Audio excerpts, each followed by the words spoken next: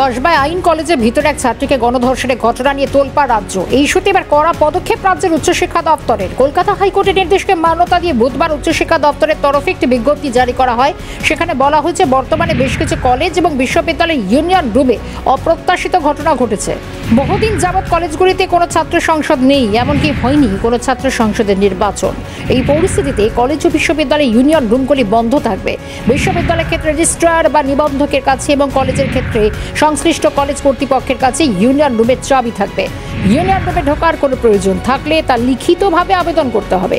প্রয়োজনীয়তা অনুযায়ী একমাত্র তাদের অর্থাৎ কর্তৃপক্ষের অনুমতির পরেই ইউনিয়ন রুম খোলা হবে। তবে নির্দেশ পড়ুয়াদের কমন রুমের জন্য প্রযোজ্য বা বলবৎ হবে না। জানা গেছে ইউনিয়ন রুমগুলিকে ব্যবহার করা নিয়ে একটি নির্দেশিকা তৈরি করছে রাজ্যের উচ্চশিক্ষা দফতর। এই ইউনিয়ন রুমগুলো নিয়ে কিন্তু একটা এসওপি বা গাইডলাইন উচ্চশিক্ষা দপ্তর তৈরি করছে, যা আদালতে তারা জমা দেবে। অর্থাৎ এই ইউনিয়ন রুমগুলির কার্যকারিতা এবং এর পরবর্তী ক্ষেত্রে এই ইউনিয়ন রুমগুলো কিভাবে ব্যবহার হবে, কারা কারা প্রবেশ করতে পারবেন, এবং সেটা নিয়ে কিন্তু পূর্ণাঙ্গ একটা এসওপি তৈরি হচ্ছে। কারণ বহিরাগতদের যে দাপট বা বহিরাগতরা যে পাস আউটের পরেও ভিতরে ঢুকছেন, রাত অবধি থাকছেন, বা ছাত্ররাও পড়ুয়ারাও অনেক সময় দেখা যাচ্ছে রাত অবধি থাকছেন, যার ফলে বেশ কিছু ঘটনা সামনে এসছে। এইগুলো যাতে আগামী দিনে না হয়, এই অপ্রত্যাশিত ঘটনাগুলো না হয়, তার জন্য কিন্তু রাজ্য সরকারের শিক্ষা দপ্তর তারা কড়া সিদ্ধান্তের পথে হাঁটছে। প্রসঙ্গত কসবার ঘটনার পর কলকাতা হাইকোর্টে জনস্বার্থ মামলা দায়ের হয়। সেই মামলায় আদালত রাজ্যের সমস্ত কলেজ ও বিশ্ববিদ্যালয়ে ইউনিয়ন রুম বন্ধ রাখার নির্দেশ দেয়। সেই নির্দেশের ভিত্তিতেই পদক্ষেপ রাজ্যের উচ্চশিক্ষা দপ্তরের।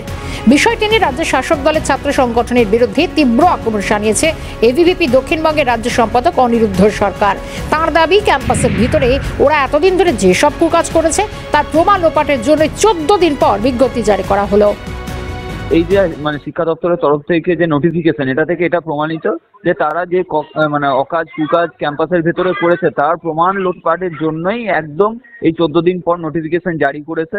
এবং আরেকটা জিনিস যেটা কলকাতা হাইকোর্ট বলেছে যে নির্বাচন নিয়ে কি ভাবনা চিন্তা চলছে, আমরা বলছি তৃণমূলের ক্ষমতা থাকলে যত তাড়াতাড়ি সম্ভব পশ্চিমবঙ্গে ছাত্র নির্বাচন করে দেখাক, তাহলে তারা নিজেদের জায়গা বুঝতে পারবে এবং সমস্ত কলেজ ক্যাম্পাস থেকে তৃণমূল ধুয়ে মুছে সাফ হয়ে যাবে।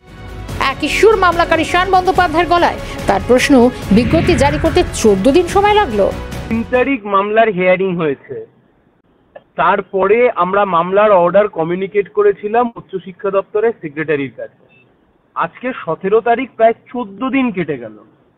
আসলে আমরা একটা বিষয়ে স্পষ্টত বারবার বলেছি যে গোটা রাজ্যে স্টুডেন্ট ইউনিয়ন রুমগুলো, অবৈধ স্টুডেন্ট ইউনিয়ন রুমগুলোতে অবৈধ কার্যকলাপ চলছে। এখন দুর্ভাগ্যের হলেও সত্যি যে 14 দিন সময় লাগলো এই নোটিফিকেশনটা করবার জন্য। 14 দিন পরেই নোটিফিকেশনটা এলো, কিসের জন্য, কোন কারণে? এসএফআই রাজ্য সম্পাদক দেবাঞ্জন দের প্রশ্ন, ইউনিয়ন রুমগুলিতে থাকা অপরাধের প্রমাণ লোপাট করতেই 14 দিন সময় নিলেন শিক্ষামন্ত্রী। এই যে অপরাধের প্রমাণ, তথ্য প্রমাণ সবকিছু ছিল এই ইউনিয়ন রুমগুলোর মধ্যে, সেইগুলোকে এই 2 সপ্তাহের মধ্যে লোপাট করে দেওয়া হলো এবং সরিয়ে দেওয়া হলো।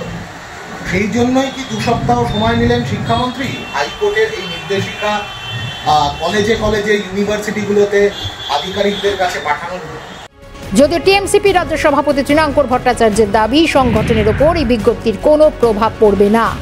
আমরা আগে থেকেই প্রত্যেক বাংলায় ঘুরে ঘুরে আমরা ছাত্র নেতৃত্বদের বলে দিয়েছিলাম, এবং এটা বেসিক্যালি সংগঠনে কোনো প্রভাব ফেলার বিষয় নেই। কারণ তৃণমূল ছাত্র পরিষদ ঘুরে ঘুরেই সংগঠন করার পক্ষপাতী, এবং আমরাও বারবার বিভিন্ন মিটিংয়ে নির্দেশ দিই যে ইউনিয়ন মুখ না হয় ক্লাসরুম মুখ হয়ে সংগঠন করতে। এটা একই ধারে বলতে পারেন সাথে বড় হলো, যেখানে সংগঠনের ক্ষেত্রে আমার সবাই আরো বেশি করে সময় দেবে।